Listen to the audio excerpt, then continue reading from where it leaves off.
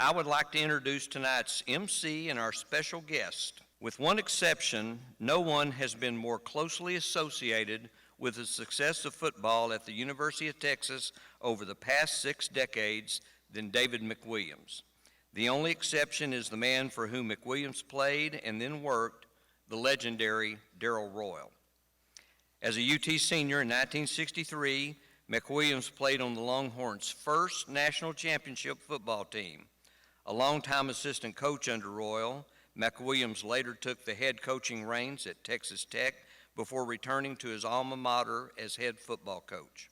In 1986, his only season at Tech, McWilliams led the Red Raiders to a berth in the Bluebonnet Bowl. In his last 5 seasons at the UT helm, McWilliams guided the Longhorns to 2 bowl berths, the Bluebonnet in 1987, in which the Longhorns defeated the University of Pittsburgh, and the Cotton Bowl in 1990, when UT flirted with another national title. The Longhorns that year won the Southwest Conference title with an 8-0 record and took a 10-1 mark along with the number 3 national ranking into a Cotton Bowl showdown with number 4 Miami. UT fell to the Hurricanes to finish 10-2. McWilliams stepped down after the 91 season and has remained with the UT athletic department ever since, most of the period in the role of Associate Athletic Director. He now heads up the Longhorns Tea Association Letterman's Group.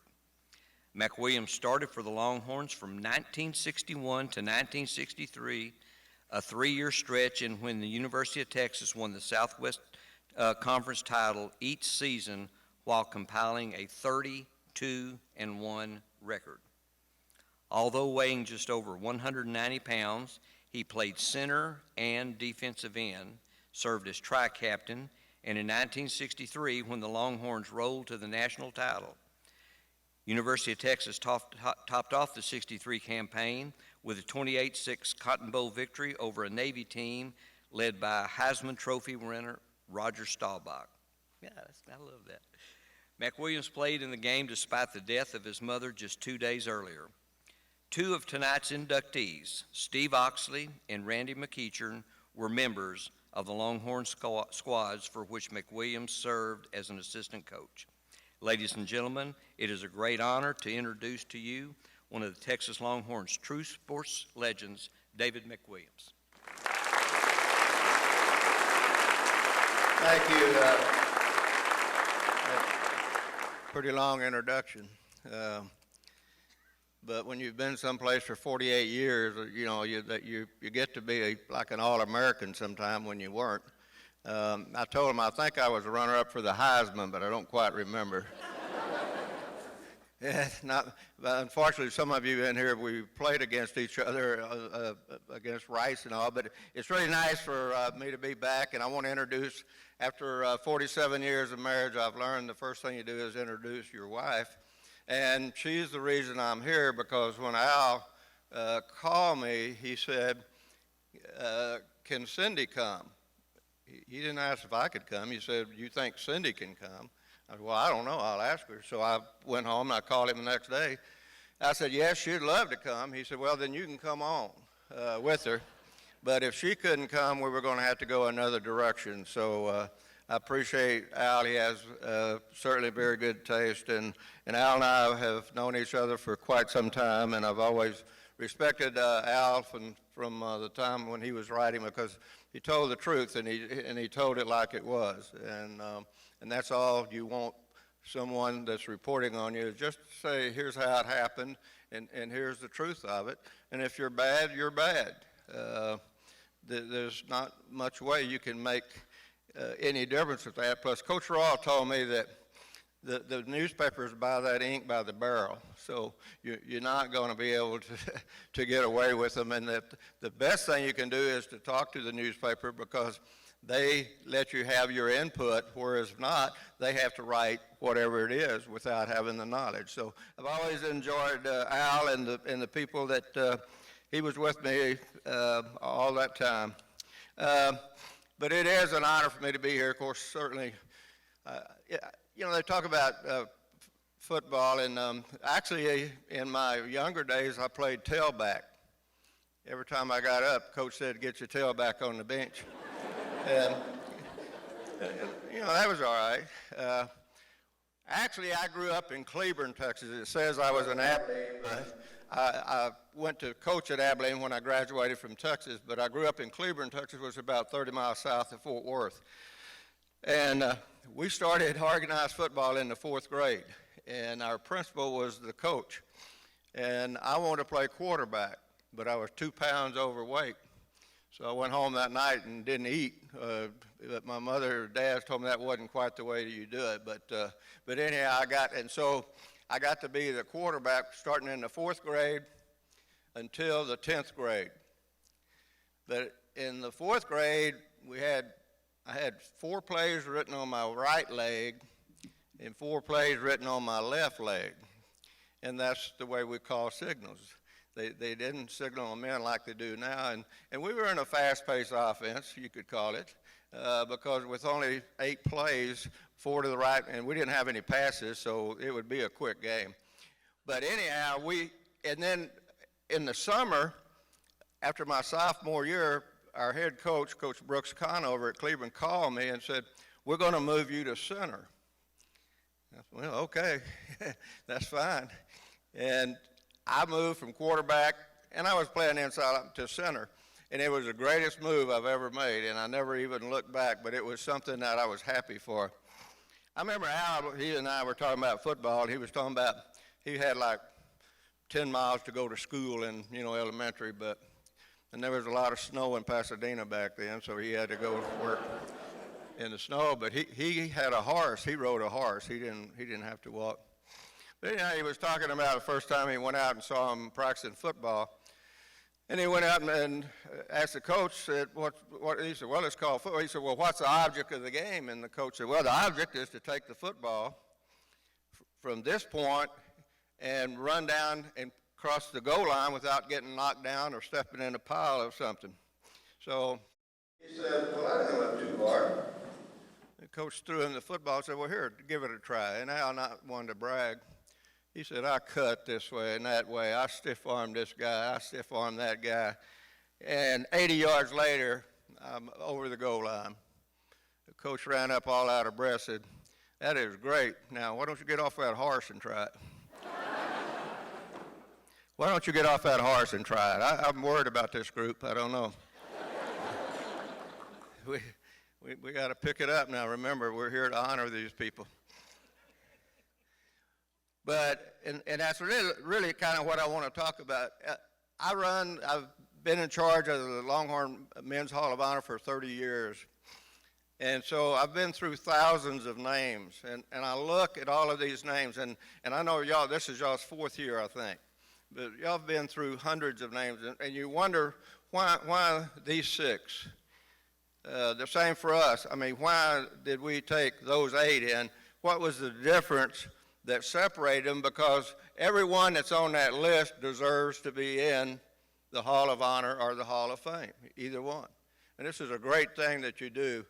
Very few high schools do this across the independent school districts do across the nation, and this is great, I assure you. But what I've seen is there's something that sets them apart sometimes when you have a committee and they're looking at what's the difference. I know this. I know certainly Steve and Randy very well, but I don't know the others. But I know this. I know what they did. I know Steve and Randy and the other 4. They set goals. And when you set goals, there's 4 things that you need to do. First is your goals must be the first person singular, present tense. I'm going to do it now. I'm not going to wait to study for that test. I'm not going to wait to do my homework. I'm not going to wait to read the Bible. I'm not going to wait to go to church. I'm not going to wait to get in that weight room. I'm going to do it now. And the second thing is I think they should be written down. But only for you, and you write them down and you put them in your back pocket and you read them constantly. Sometimes at night when you're having trouble or you're not thinking about, man, I don't know if I can make that 6:30 workout in the morning in tennis or golf or whatever it might be. You pick them out and read them. Well, but this is what I said I was going to do. I think the third thing that should be private. Unfortunately, a lot of people when we make decisions, we have a little scale in there, and you have negative weights and positive weights. And you have to decide to make sure that you put positive weights on those scales, because some people will come up, you can't play. You're too small. You're too slow. There's no way you can make it. And if you listen to that, then you add negative weights, then you know what will happen. You have to add positive weights. And the fourth thing about goals, they have to be vivid and picturesque. Do you remember back when you were going to get a car? You didn't care if it was a new car or an old car or what. You could just see that car parked out there in the driveway, and you could see you going in and washing it every single day until you got a girlfriend, and then that went away sometime. But you just could not stand it. You could just see it and feel, and then when you got it, you were so proud of it that you just couldn't wait to take care of it. Well, and that's the thing about goals. I always have felt that losers make promises and winners make commitments. And I know Steve and Randy for sure. They always talk about the difference maybe. There's a difference in a promise. There's a difference in a commitment and an involvement. And don't confuse those two. None of these people that are in tonight do. And I used to talk to Steve Oxley, and his deal was ham and eggs. What does that mean, Steve? That chicken was involved, but that hog was committed. That chicken was involved, but that hog was committed. That chicken was involved, but that hog was committed. All right, thank you. This is a good time for me to read this. David McWilliams, you will have a segment no longer than 30 minutes. And when the applause begins to fade, sit down. So when y'all start fading out on the applause, I'm going to have to sit down because of what the rule says. And then Randy McEachern, his was kamikaze. Kamikaze pilot who flew 26 missions. I knew I was going to have to explain this. See, a kamikaze pilot, well, y'all come up later and I'll tell you what a kamikaze pilot was supposed to do.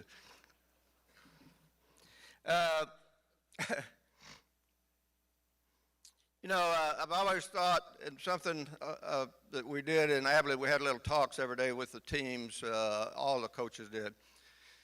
And one of my favorites, and I've used it many, many times, is that you take water at 211 degrees, and water is not really worth anything at 211 degrees. It's too hot to drink or too hot to use for any cold water purposes, but it's still not hot enough to use to get it to use for the big steam engines and the things, the boiling, the coffee, and all that.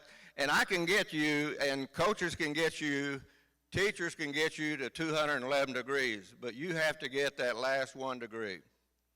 You have to be able to put that last 1 degree, and you do it by pride, tradition, and integrity. But you add 1 degree to that 211 degree water, and you've created a force that in the years past took the biggest steam locomotives over the highest mountains in these United States. And they only added that 1 degree. And that's what these people tonight have done. And that's what the people I see that go into the Longhorn Hall of Honor, both men and women, they've added that 1 degree. They have somehow figured out, I'm going to add that 1 degree, and that's going to push me over the top, that I'm going to be worth something. My favorite time is on the goal line, 4th and 1 on the goal line. But wait a minute. I got one thing. I can't leave tradition. Tradition is so important, and it's always been important to me. And I'm going to tell you why tradition is good. It doesn't make any difference who you are or where you're from or how much money you have. None of that matters. The only way you get tradition is you earn it. You earn it as an individual, and you have to earn it as a team. That's the only simple way to get tradition. No other way. No one can give it to you. And each year you have these seniors that are building on that tradition. And the juniors, the sophomores, the freshmen, and you other people coming in have to be able to keep that tradition that they've got going and add to it, because you have a tradition that you need to add to it also. But tradition is big, big, big. Anyhow, my favorite time, 1st and 10 in football, everybody's talking to each other and eating popcorn and whatever. 2nd and 7, I don't know. Who cares if they throw it or run it? I don't. Coach Raw was going to run it, but, he didn't like to throw it. But, y'all, did y'all hear that? I mean, he liked to run it. I mean, he said there's 3 things that happen when you throw it, and 2 of them are bad. But when he started running the option, the triple option, the wishbone, he called every one of those passes, laterals a pass. So he said, we're throwing the ball 50, 60 times a game now. So, and that means absolutely nothing. I just thought of it. I just thought it's something good to throw in. Y'all need to have something to know that you wouldn't have known, but now you know that about Coach Raw when you leave tonight. But 4th and 1 on the goal line, I want to be on defense. And every one of these people tonight going in, and the ones I know have been on 4th and 1 on the goal line, and I tell young people, you're going to face some 4th and 1 in your life. And you're going to have to line up, and you're going to face them in personal life, in academics perhaps, in athletics, but there's a time that you're going to face a 4th and 1 on the goal line. And what you want to do is you line up in the huddle and you say, man, I hope they run my way, because they're not going to make it. I'm prepared. I've worked out. I know everything that they do on the goal line. I'm ready, and I pray that they run my way, because if they do, they won't make it, because I'm prepared, and I'm ready. And I heard that against Arkansas in 1962 when Johnny Treadwell got in there and they had 1st and goal on the 2-yard line, and Treadwell said in the huddle, we got them right where we want them. I wasn't quite so sure, John, but I didn't get, they ran the other way, and we still stopped them, but man, I was hoping they'd run my way. And that's what makes the difference in people that are being inducted tonight and people that later will be inducted. And that's all I got. Let's start the applause, and then as it fades out, I'll sit down.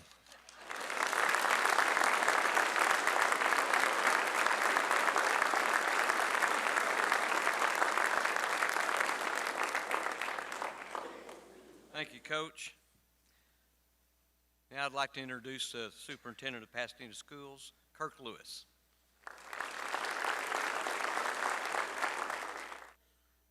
I will have to tell you that maturity is a good thing. I'm much older now than I was 30 years ago, and that's why I can say good things about Coach McWilliams. I'm a Tech graduate. He came to Tech and reinvigorated our program when he was there, and we were excited about Coach Williams' presence. The next year, things changed at the University of Texas. He was hired away from Tech and went and proceeded to beat us every year forever and ever and ever, it seemed to me. And so from the time I was in college, for about 6 or 7 years, that immaturity in my life, I would have not been able to do what I'm about to do tonight. But I'm much older, wiser, and I recognize the value of going home to your alma mater, to where you have been and been successful, and wanting to do that in a very positive way. And he certainly did that at UT, much to my chagrin.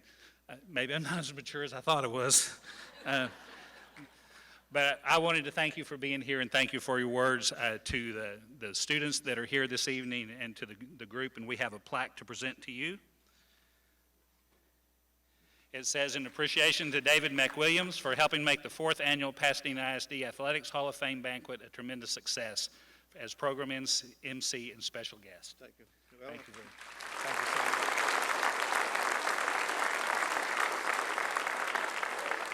And I'll just say another quick word, if I could. I want to thank the Hall of Fame committee and the group in our district, Rodney, for coming up with the idea and working with the community and the community supporting that in such a way and dreaming even bigger than we were dreaming in the beginning about it. The committee has done an exceptional job of creating this environment for us. The board members in our district for allowing us to build a wonderful facility on the back, and I hope you have been able to see that before you leave this evening if you haven't. Tonight is about commemorating things and people. It's about honoring those folks who have done some exceptional things while they were here with us.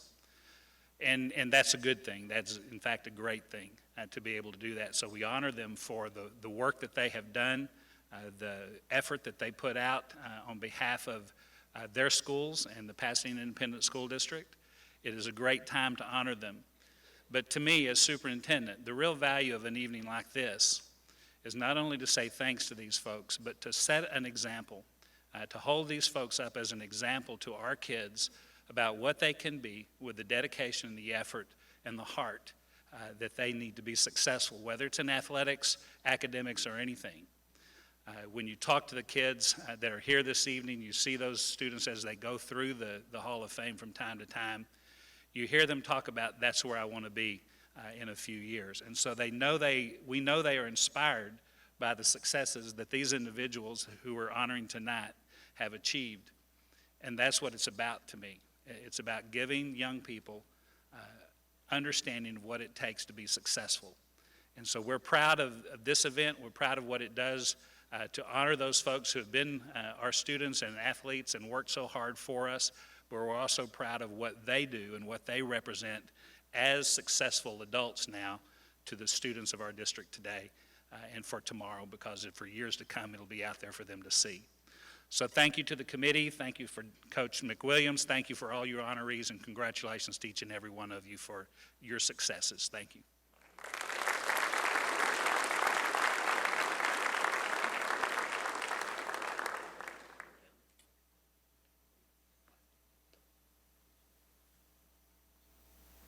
Are you going to do this? Yeah, I'll do this.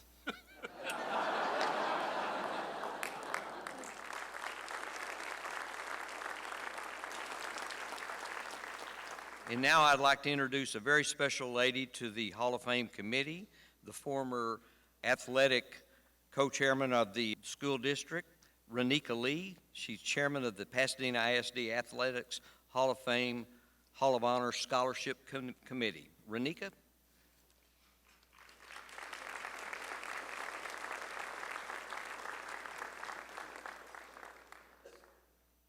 Good evening.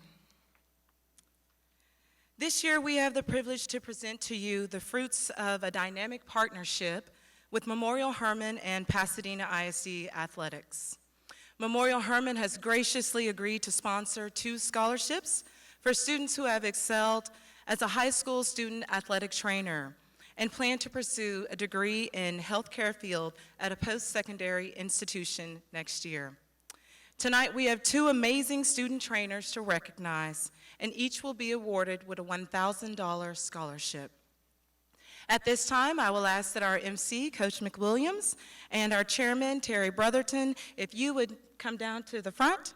Also, P.I.S.D. Director of Athletics, Rodney Chant, and our Memorial Hermann representatives, if you would join us at the front.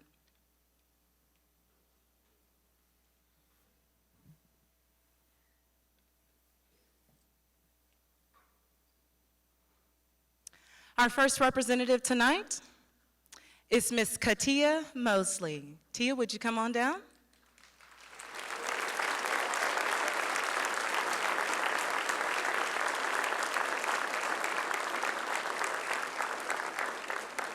No, ma'am, we want you to walk the red carpet. Come on down. There you go. Come on the podium. Turn and face everyone. Tia, as she is often called, is a Pasadena Memorial student athletic trainer and has worked for the teams, the volleyball team, the football team, the boys and girls basketball teams, most of her 4 years in high school. She ranks in the top third of her class and plans to attend Navarro Junior College. She plans to major in athletic training, sports medicine, but also wants to minor in cosmetology. Tia is a very active student at Memorial by participating in the Community and Schools programs and also the ACE after-school program. She has served as the youth choir director at Deliverance Missionary Baptist Church since 2011. Tia is described as being hardworking, intelligent, and someone who strives to improve her skills each and every day. When Tia was a freshman, her family's home burned down, and they lost nearly everything. But this did not change this young lady's resolve for her responsibilities at Pasadena Memorial. As she told her head trainer, Catherine Vollmer, "Don't worry, Miss V, my game shirt didn't burn, so I won't miss any games." Tia is known to take control of traffic in the training room, so much so that all the student athletes and the other student trainers call her ma'am. Ladies and gentlemen, please help me in honoring Miss Katia Mosley.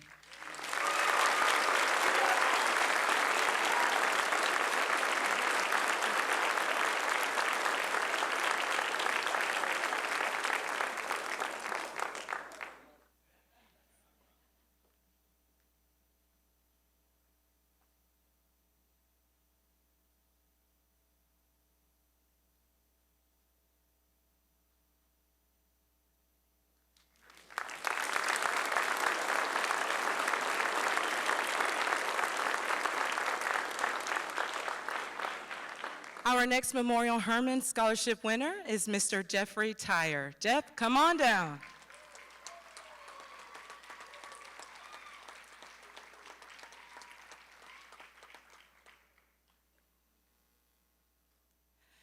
Jeff is a student at J. Frank Dobie High School, where he has covered football, basketball, and soccer during his 4 years of high school. This year, as the soccer team continued their season in the playoffs, the team decided to dye their hair blonde as a show of solidarity. Well, you can see Jeff didn't miss out on this opportunity either.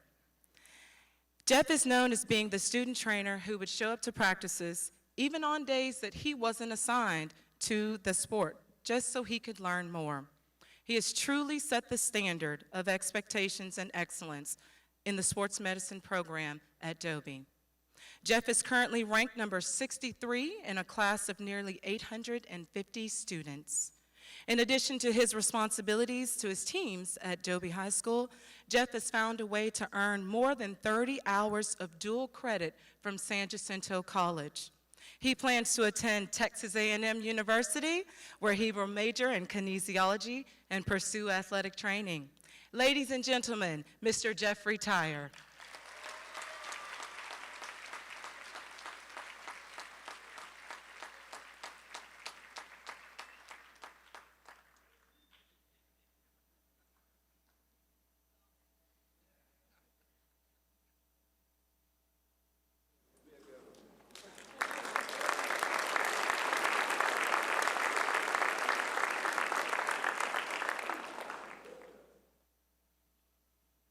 Thank you, Coach Chan, and to our Memorial Herman representatives.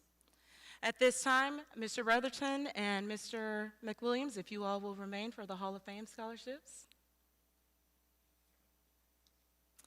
The goal of this committee was to recognize 2 Pasadena ISD student athletes for their accomplishments in athletics, involvement in their campus and community, and academic achievement.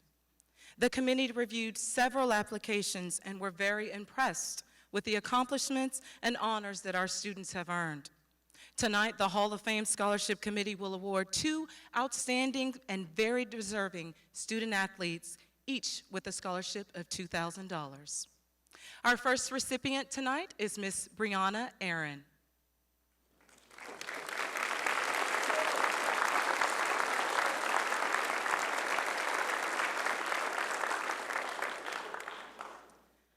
Brianna is a student athlete at Pasadena Memorial High School, where she has earned a 2-year letter in volleyball.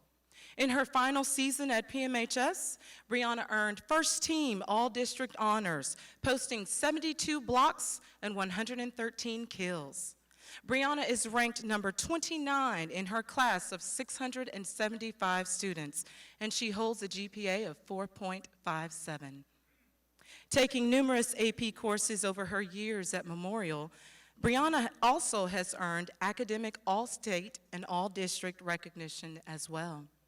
Her volleyball coach, Ms. Casey Fernandez, describes Brianna as being self-motivated, dependable, and the first athlete on the court and the last to leave. Brianna will graduate with more than 100 hours of community service, with at least 60 of those hours with the Project Joy and Hope. She also plans to attend Texas A&M University in the fall, where she will major in agribusiness. Ladies and gentlemen, I present to you Miss Brianna Aaron.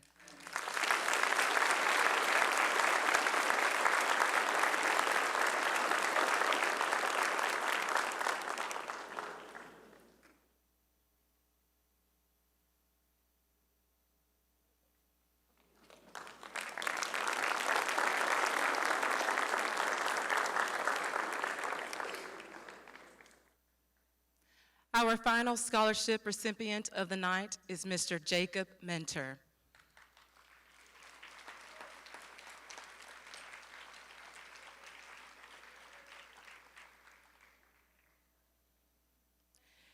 Jacob is a member of the Maverick football and track teams.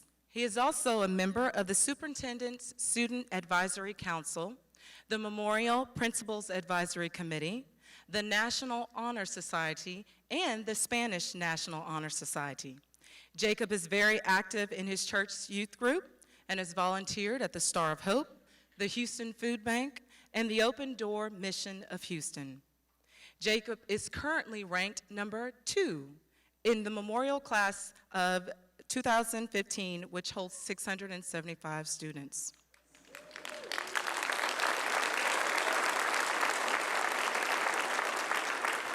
Even more impressive, this young man's GPA is a 5.47.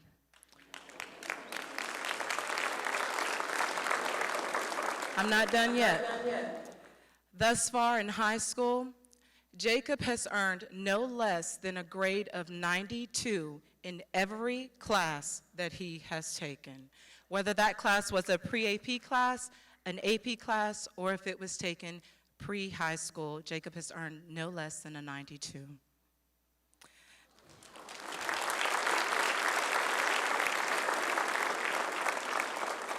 This future physician will be moving his talents to Waco, Texas, attending Baylor University in the fall.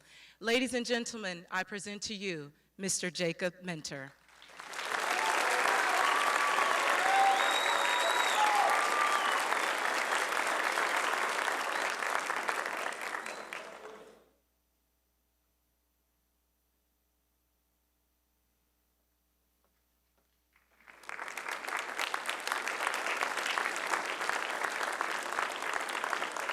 Lastly, I would just like to take a quick moment to recognize the friends and family of all of our scholarship recipients. Would you all please stand at this time and be recognized?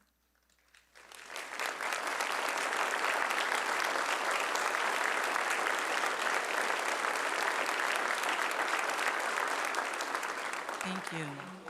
I'd also like to give a special thanks to Gulf Coast Educators Federal Credit Union for sponsoring the Hall of Fame scholarships table and the banquet table, and also to the Memorial Hermann and Pasadena ISD Athletic Department for sponsoring the Memorial Hermann Student Athletic Trainer Scholarship and table. Thank you.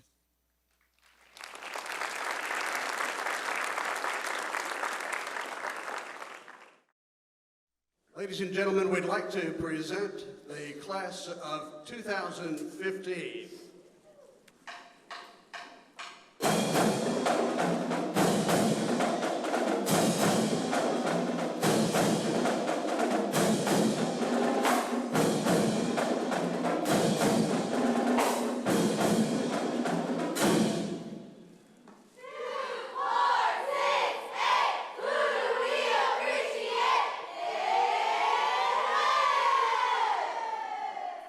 We appreciate David Webb, Pasadena High School class of 1959. David. Athletics at Pasadena High School reached a pinnacle in the late 1950s, and David Webb was at the center of it all. He earned nearly a dozen letters in football, basketball, baseball, and track. He played on some of Pasadena ISD's most illustrious teams.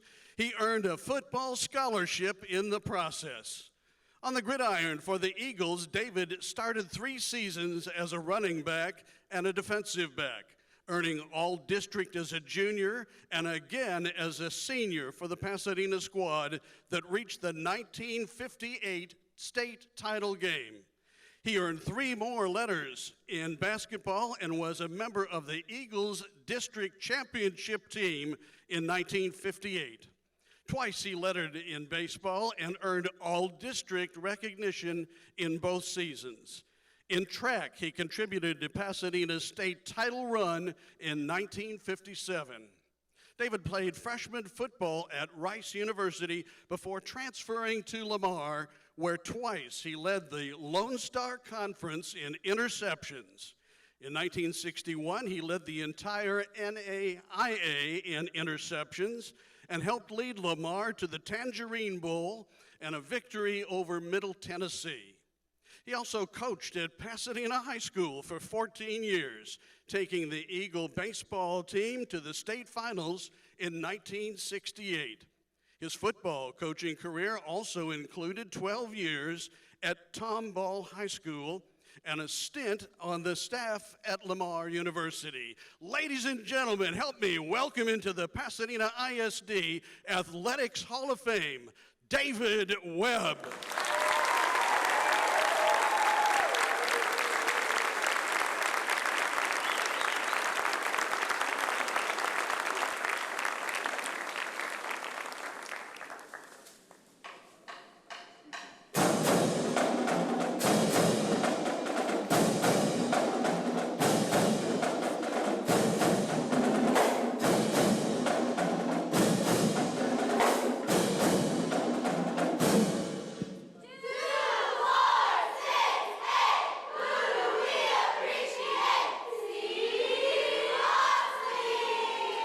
All right, our next inductee, a great Longhorn, Steve Oxley from Sam Rayburn High School, class of 1969. Steve.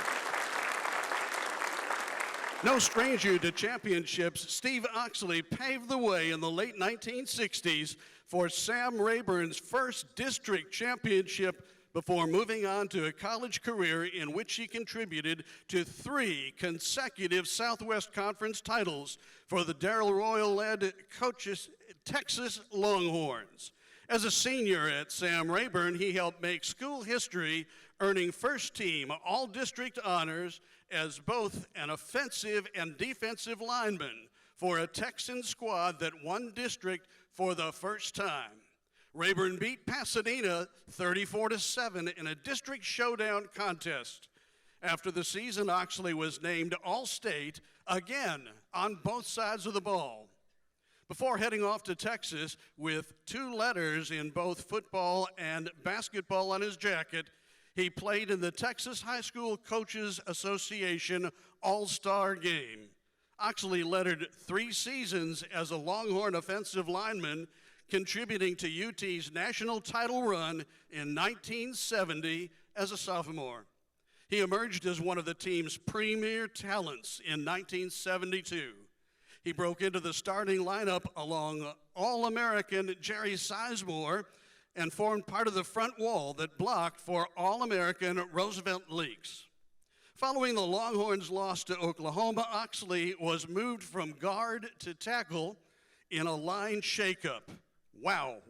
UT won its next 6 games and then beat Alabama in the Cotton Bowl. Oxley was named second team All-Southwest Conference after that season. An outstanding student, he was also named a football academic All-American by the College Sports Information Directors of America. Ladies and gentlemen, please welcome into the ISD Hall of Athletic Fame, Steve Oxley.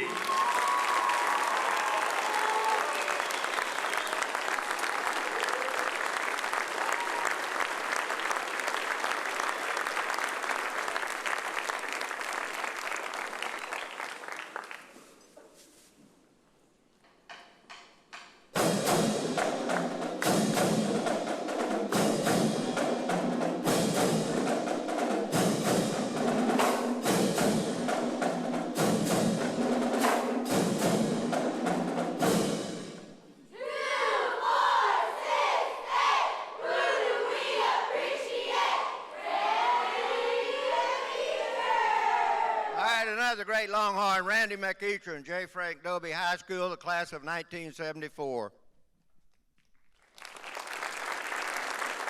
The Texas Longhorns have produced so many football legends over the years, but none more unlikely than Randy McEachern, who went from the deep shadows to UT Darling in one very unforgettable afternoon. In 1977, the Longhorns faced Oklahoma and a very long set of odds. Of the school's 6 previous meetings, the Sooners had won 5 and held the Longhorns to a tie in the other. Add to that, UT was desperately thin in the quarterback ranks. One quarterback was injured going into the game, a second one hurt early in the contest, and a third was lost a few minutes later. In came quarterback number 4, Randy McEachern, a spindly built junior from Dobie High School, a high school known to very few outside of the Pasadena area. McEachern promptly led UT to a stunning 13-6 upset victory, with McEachern doggedly holding on to the starting job. UT rolled to an unbeaten regular season record and a Southwest Conference title. McEachern's backfield mate, somebody named Earl Campbell, won the Heisman Trophy that year. McEachern's contributions that season included 906 yards passing and 8 touchdowns.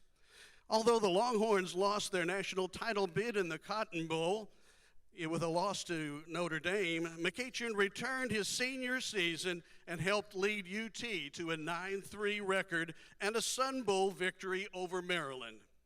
He still holds several UT passing records, including co-ownership of a school mark for touchdown passes in a game, 4, a record originally set by Clyde Littlefield 62 years earlier.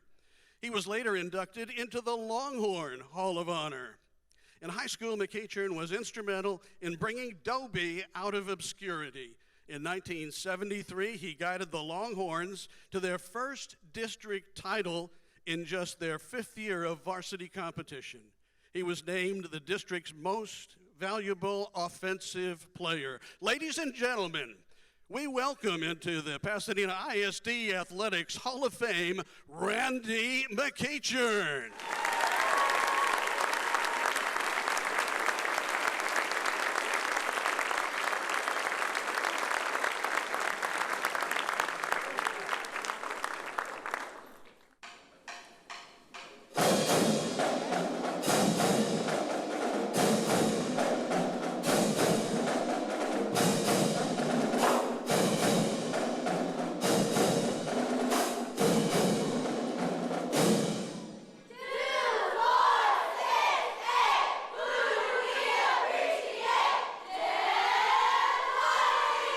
All right, our next inductee, Jeff Wiley, Pasadena High School, class of 1987. Well, it's very safe to say that few athletes in Pasadena ISD history have reached the heights comparable to the achievements of Jeff Wiley, the soaring eagle from Pasadena High School. An outstanding basketball player, Wiley gained even greater fame in track, where he earned high school All-American honors and made the state meet 4 years in a row as one of the nation's top high jumpers. His high school success made an easy leap to Baylor University, where he still holds school records in the high jump.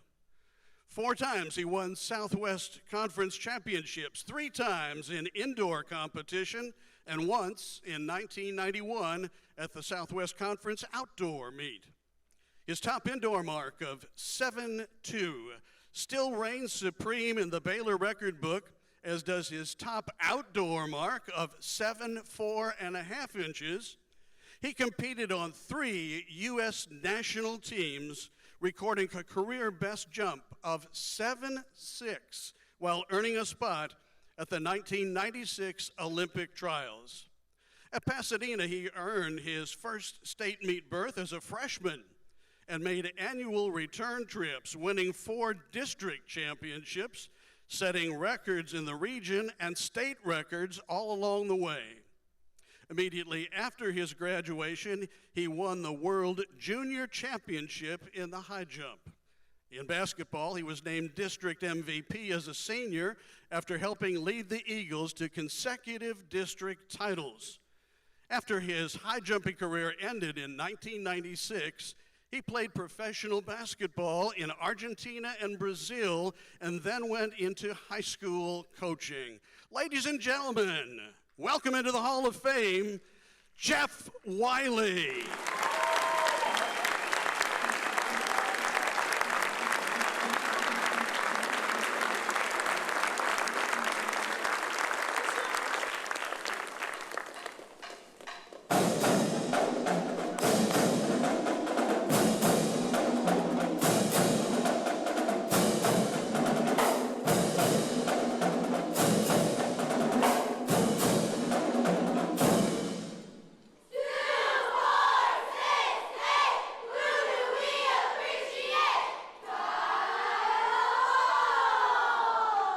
Our next inductee, Kyla Hollis from South Houston High School, class of 1990. Kyla is coaching with her team from the University of Houston in Florida. She's represented tonight by her husband, John Hollis. By the time softball arrived as a university interscholastic league sport in 1993, Kyla Hall was long gone as a high school athlete, well on her way to a successful softball fame as a pitcher and later as a college coach and architect of the University of Houston softball program. As a Lady Trojan, Hall entered in 3 years in basketball, 2 in volleyball, but participated in softball just 1 season, and when the sport was still in its infancy. Her pitching skills earned her a scholarship to Southwestern Louisiana, now Louisiana at Lafayette, where she set records, earned an All-American honor in each of her final 3 seasons. Her 83.9 winning percentage still stands as the school record and ranks number 15 on the all-time NCAA list. As a collegian, she hurled 17 no-hitters, 5 perfect games, while winning 104 of her 124 career decisions. Her jersey, number 11, has been retired by the school.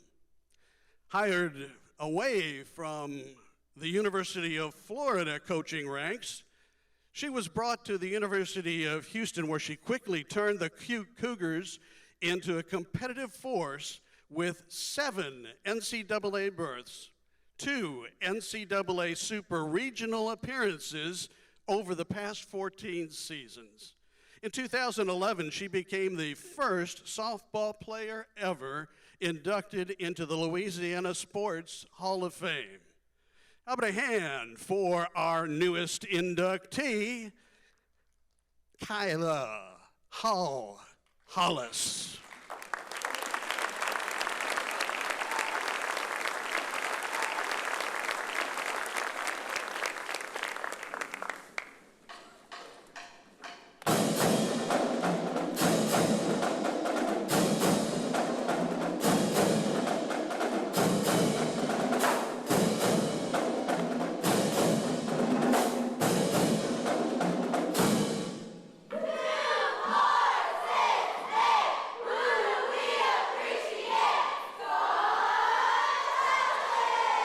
Our next inductee, Scott Talton, boys basketball coach, 1981 to 2008. This honor being presented posthumously, representing Coach Talton tonight, his widow Vicki Talton, their son Scotty Talton.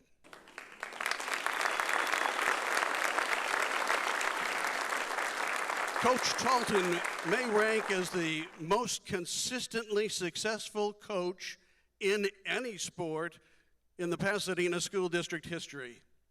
In his 27 years at the helm of the Dobie boys basketball team, he guided the Longhorns to 15 playoff appearances. His teams captured 4 district championships, 6 by-district titles, 4 area titles, and 2 region tournament berths. In 1995, Coach Talton's Longhorns reached the Region 3 title game, falling but a victory short of a berth in the state tournament. Staggering. He has 500 wins and 391 losses. That's a record that represents the most victories by any Pasadena ISD coach in any sport. Twice he was named Greater Houston Coach of the Year by the Houston Chronicle. A 1967 graduate of Pasadena High School, where he played basketball, Talton was a driving force behind the creation of the McDonald's Texas Invitational Basketball Tournament a dozen years ago. The tournament's most valuable player award is named in his honor, as is the basketball court at Dobie High School. Joe Horton, who sang our national anthem this evening, credits Scott Talton as having found him and invited him for the first time to sing the national anthem. Talton retired from coaching in 2008. The following year, he passed away suddenly at the age of 59. His dedication to the sport lives on in a legion of former players now in high school basketball coaching ranks. Ladies and gentlemen, our final inductee of the 2015 class, Scott Talton.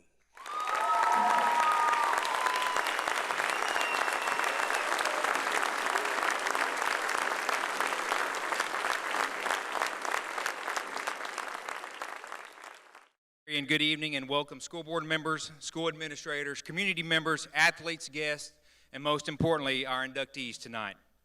Congratulations to this year's 2015 Hall of Fame inductees. Your accomplishment, not only on field and on the court, but your accomplishments in life are an example for our current Pasadena ISD athletes. I would like to thank the Pasadena ISD School Board for your continued support of all extracurricular activities in this district. Thank you to Dr. Lewis for your support of athletics, but more importantly, your leadership and vision of Pasadena ISD as a whole. Thank you to all of our current players, cheerleaders, and fine arts members that are here tonight and your participation in this special evening. Congratulations once again to our inductees and accomplishments on and off the field. As a reminder, at the end of the night's banquet, not only will we be able to walk through the Hall of Fame area, but our facilities as a whole, including our aquatic center and stadium, will be open for you to walk through. Once again, thank you for being here tonight and enjoy the rest of your evening.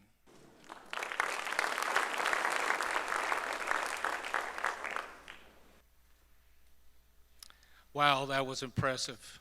There's nothing like a set of drums to get your heart beating, I'm telling you. Good evening. To be inducted into the Pasadena Hall of Fame is a precious honor. To be inducted alongside these other athletes is a privilege. And to be asked to address you as a representative of this group is an honor indeed. Thanks to Al Carter, Rolinka, Lee, the Hall of Fame members who worked so hard to make this a first-class event.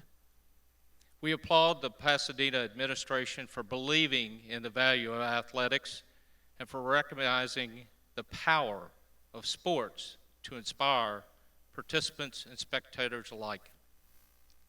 We're especially grateful to Cindy and David McWilliams for taking their time and being here tonight. You've already heard a lot, but David has been with the university for most of his adult life as a national champion, an academic All-American, as an assistant coach and the head coach, and finally as the head of the Letterman's Association. He recently announced his retirement, and we congratulate you, Coach, and thank you for your steadfast service to amateur athletics.